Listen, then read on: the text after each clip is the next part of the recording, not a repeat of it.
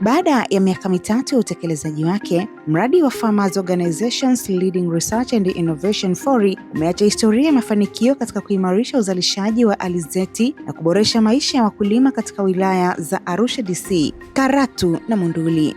Leo tuko hapa tukifanya tafakari ya mradi wa FORI, ambao FORI ni mradi ambao ulikuwa unahusisha wakulima kuwa watafiti wakishirikiana na taasisi za utafiti, na zao ambalo lilikuwa limechaguliwa kwenye mradi huu ni zao la alizeti.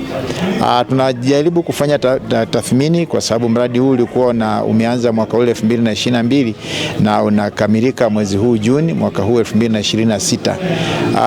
Lengo ni kuangalia jinsi gani tutakuwa tumeendeleza yale yote ambayo yamefanywa vizuri kwenye mradi huu, ili mradi unapofungwa au unapoisha, basi matokeo yake yaendelee kuwa endelevu katika jamii zetu.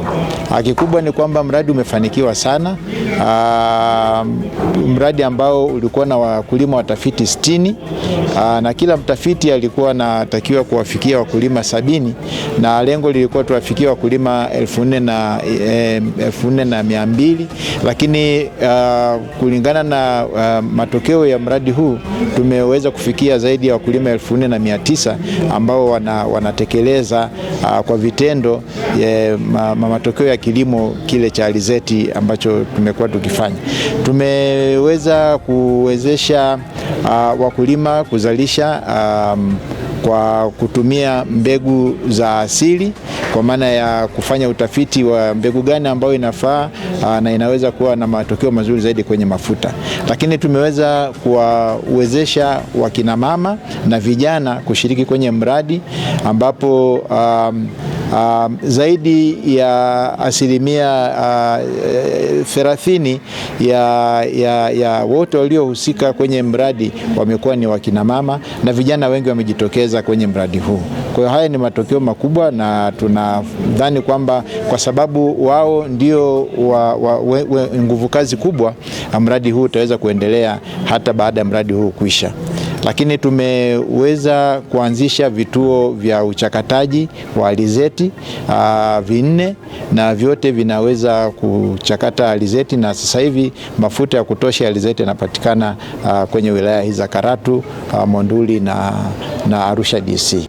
Kupitia mradi huo, wakulima wamejengewa uwezo, mbinu bora za kilimo zimeimarishwa, na ushirikiano kati ya wakulima, watafiti na wadau mbalimbali zimeongezeka.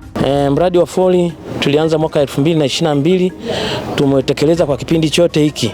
Kikubwa zaidi, mradi wa FORI umetusaidia katika mambo mengi. Kwanza kabisa, wenyewe ulilenga katika masuala ya mnyororo mzima wa kilimo cha alizeti na thamani ya kilimo cha alizeti, lakini vile vile katika masuala ya ekolojia.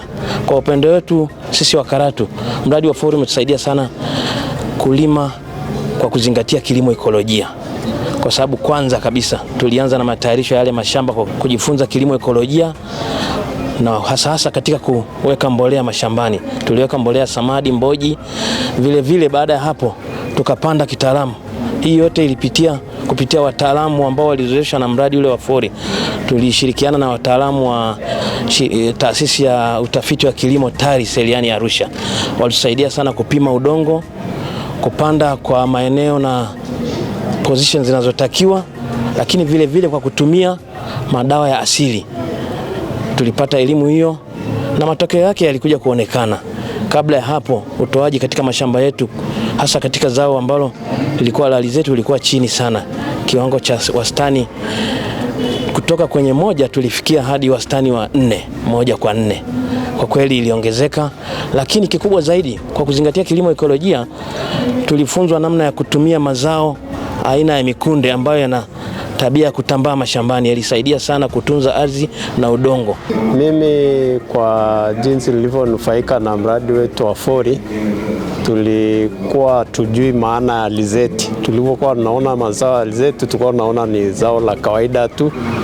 Watu walikuwa wanalima tunawalishia ng'ombe saa ingine au kuku, hatukuwa tunajua thamani yake. Lakini baada ya kukutana na wadau wetu, wakatufundisha na wakatuelimisha jinsi ya zao lenye thamani kubwa katika maisha yetu, ambayo sasa baadaye tulianza kulima zao hilo kwa kupitia shirika, kupitia ndani ya vikundi, tukalima, tukafundishwa, tukaanza kunufaika, kupata mafuta ya kutumia badala ya kutumia mafuta yenye kemikali.